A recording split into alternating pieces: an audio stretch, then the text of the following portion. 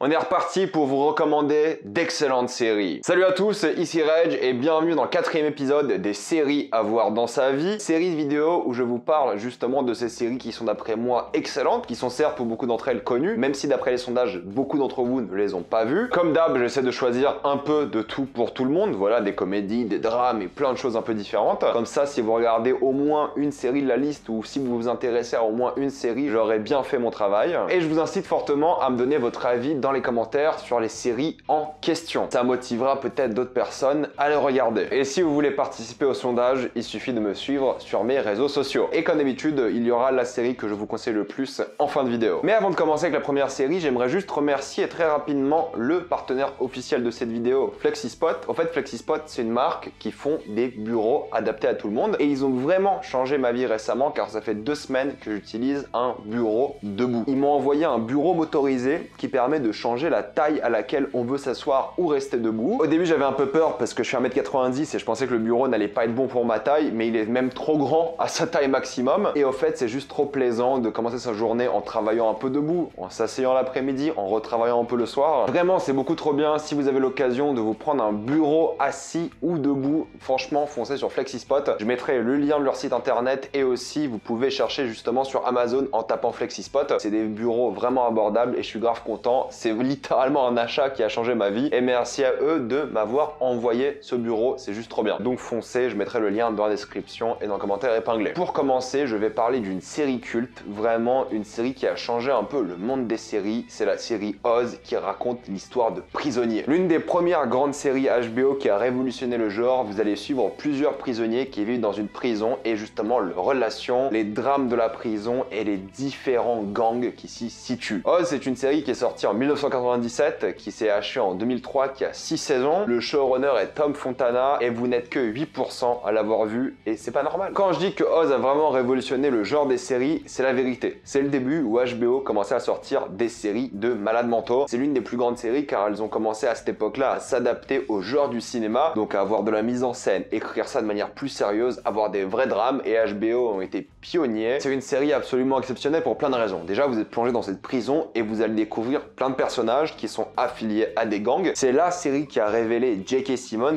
qui joue un suprémaciste blanc ou un nazi pour faire plus simple. Et il y a plein d'autres acteurs excellents et ce qui est fort, c'est vraiment leurs relations. Alors faut pas être claustrophobique car il y a vraiment pas beaucoup de décors et c'est juste la triste réalité de la prison. C'est une critique évidemment de la corruption, de la prison, la manière dont on traite ces prisonniers et les choses qu'ils ont faites. Il y a pas mal de flashbacks aussi sur leur vie d'avant. Mais globalement, c'est une super série car vous allez découvrir la vie de tous ces prisonniers, leurs relations, la manière dont ils vont se faire la guerre, ils vont se détester, la manière dont des fois ils vont travailler ensemble pour arriver à leur fin. Ça va parler de foi, de religion, car il y a par exemple des musulmans. Il y a plein de choses comme ça où il y aura une vraie hiérarchie de la prison et c'est la série de prison ultime. Il y en a eu pas mal depuis, c'est vrai, mais Oz a tout créé, tout inventé. C'est la plus grande série de prison de tous les temps. J'ai peut-être quelques déceptions sur les 2 dernières saisons, car pour moi, il y a quelques personnages qui sont partis de la série qui portaient vraiment le show sur les épaules, mais globalement, ça reste quand même très qualitatif. Si vous n'avez jamais vu cette série, foncez. Le premier épisode est un peu étrange, car vraiment, on vous introduit un personnage, et j'ai pas envie de vous spoiler ce qui se passe, mais le premier épisode est un peu bizarre, contrairement au reste. Mais normalement, la fin vous donnera envie de continuer. Et moi, je me rappelle, j'ai vu la série peut-être il y a une dizaine d'années, et j'ai adoré. Super bien rythmé, des gros cliffhangers, c'est une grosse série, un gros banger. Si vous aimez les séries de prison, franchement foncez. Si vous aimez les films de prison aussi d'ailleurs, c'est la quintessence de ce genre de série et honnêtement, ça mérite vraiment le détour. Oz, c'est exceptionnel et c'est l'une des plus grandes séries de tous les temps, je vous la conseille. On a parlé de prison, mais là on va parler d'un truc complètement différent, c'est la royauté avec The Crown. C'est une série qui va parler de la vie de la reine Elisabeth. On va suivre ses débuts d'avant son couronnement jusqu'à ses événements de sa vie maintenant. The Crown a commencé en 2016 et la série n'est pas encore finie, il reste 2 saisons, mais bon, elle est déjà tellement spectaculaire que je suis obligé de vous la conseiller déjà, même si elle n'est pas finie. Le showrunner est Peter Morgan et vous n'êtes que 28% à l'avoir vu. J'ai été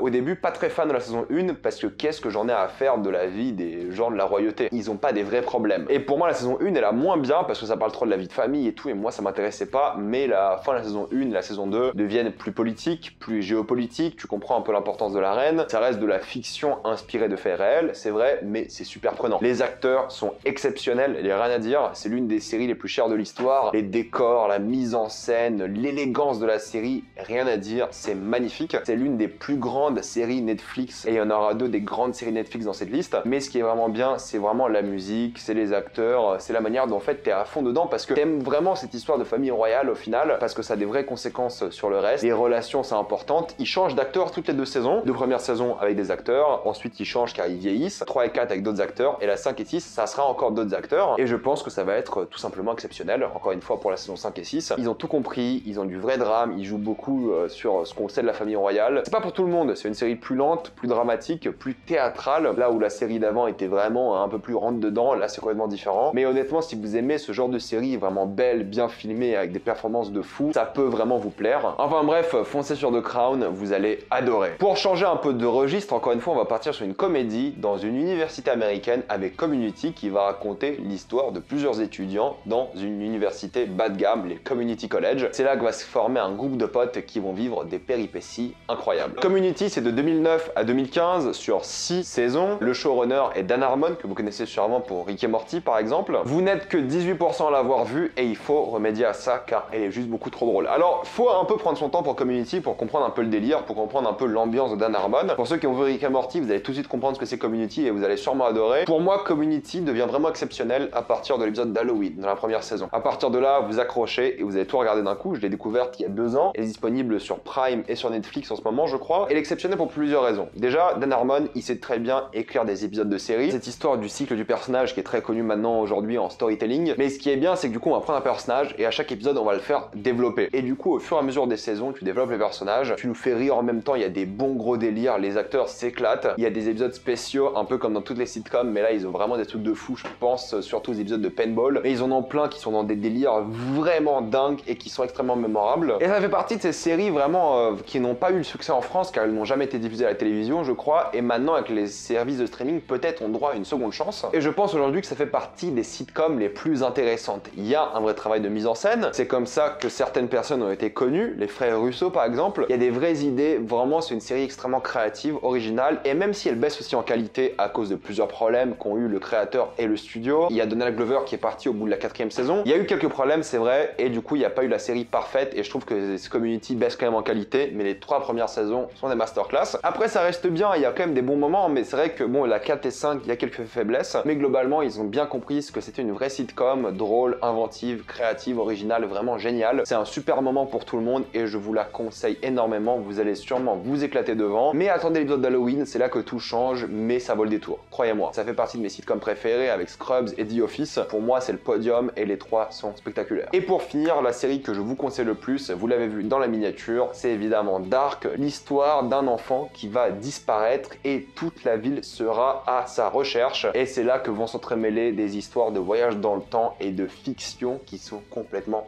folle. Dark est sorti de 2017 à 2020. Déjà 2020 que ça s'est fini. Waouh, ça s'est fini il y a presque 2 ans déjà. C'est une série qui a eu 3 saisons et c'était largement suffisant. Ils avaient prévu de faire la série en 3 saisons depuis le début et la fin est spectaculaire. Ça fait partie d'une de ces séries qui m'a marqué à vie. J'ai un tatouage Dark littéralement ici. Je vais peut-être défoncer vos oreilles avec le micro. Les showrunners sont Ranjay Friese et Baran Bohodar. Je suis désolé, je sais pas fait allemand, j'ai massacré leur nom. Ils vont d'ailleurs bientôt revenir avec une nouvelle série Netflix car Dark est une série Netflix. Et vous êtes 50% à la voir, regardez. Dark, c'est une série exceptionnelle pour plusieurs raisons. Déjà, il y a un vrai travail sur les visuels. C'est une série qui est aussi très originale dans son aspect visuel, sa photographie, sa mise en scène. Même si la mise en scène n'est pas toujours la plus avancée, il y a quand même de bonnes idées. Les acteurs sont tous très bons. Il y a un vrai travail qui est important sur le casting car vous allez voir des personnages qui sont de différentes époques, mais la même personne. Du coup, il fallait forcément prendre des acteurs qui se ressemblaient un petit peu et le casting pour ça est parfait. C'est une série allemande, pour le coup, c'est sûrement la plus grande série allemande de l'histoire et la plus grande peut-être série de Netflix. Ce qui est intéressant par rapport à Dark, c'est non pas l'aspect visuel, les acteurs, vraiment tout ce que vous voulez, c'est le scénario. Le scénario de Dark, ce qui est exceptionnel, c'est le côté pay-off de la série. Déjà, faut un peu s'accrocher quand vous la regardez, mais ne vous inquiétez pas, j'ai fait plein de vidéos sur les différentes saisons. Faut un peu s'accrocher lorsque vous la regardez, faut un peu comprendre le délire, et faut être vraiment concentré. C'est pas le genre de série que vous regardez du coin de l'œil. Faut vraiment être à fond. Je dis pas qu'il faudra dresser des arbres généalogiques, même si ça peut aider, et c'est vrai que vous êtes un peu comme un fou à essayer de comprendre tout ce qui se passe. Mais ne vous inquiétez pas, même si pendant beaucoup d'épisodes, vous allez vous sentir perdu. Chaque saison répond à vos questions et vous répond directement à toutes vos questions. C'est pas comme s'il y a des questions ouvertes ou des fins ouvertes. Non, la fin, surtout la fin même, répond à toutes vos questions. On n'essaie pas de vous arnaquer. Ne vous inquiétez pas, même si vous êtes un peu perdu durant tout le long d'une saison, normalement à chaque fin de saison vous comprenez. Mais t'adores le foreshadowing de tous les éléments, t'adores comment la série a été construite car forcément il y aura un payoff par la suite où vous allez avoir une réponse à un truc que vous attendez depuis 3 saisons. C'est assez spectaculaire la manière dont c'est écrit, la manière dont tu t'attaches aux personnages et aux différentes versions des personnages car il y en a plein, aux différentes surprises, aux différentes émotions que tu subis. C'est une série qui a une musique incroyable, qui te prend aux tripes. C'est l'une des séries les plus prenantes, les plus divertissantes, les plus incroyables d'après moi de l'histoire. C'est parfaitement écrit, c'est brillant, il y a un vrai travail de génie. C'est l'une des meilleures histoires de voyage dans le temps et pas que. Il y a plein de choses qui sont spectaculaires, il y a plein de choses qui te retournent le cerveau mais d'une manière vraiment logique. Il n'y a pas trop de facilité je trouve. Enfin bref, je trouve que c'est vraiment la plus grande série Netflix. Elle est l'une des plus grandes séries de l'histoire et l'une de mes séries préférées all time. Donc si vous ne l'avez pas vue, je vous la conseille énormément. Je vais m'arrêter là. Mettez-moi dans les commentaires si vous avez adoré ces séries, si vous les avez vues ou si je vous ai donné envie de les voir. Comme d'habitude, pensez à vous abonner à la chaîne pour plus de vidéos. Mettez un j'aime et partagez cette vidéo, ça aide beaucoup la chaîne. Si vous aimez la chaîne, pensez à me suivre sur tous mes réseaux. Et moi je vous dis à la prochaine fois.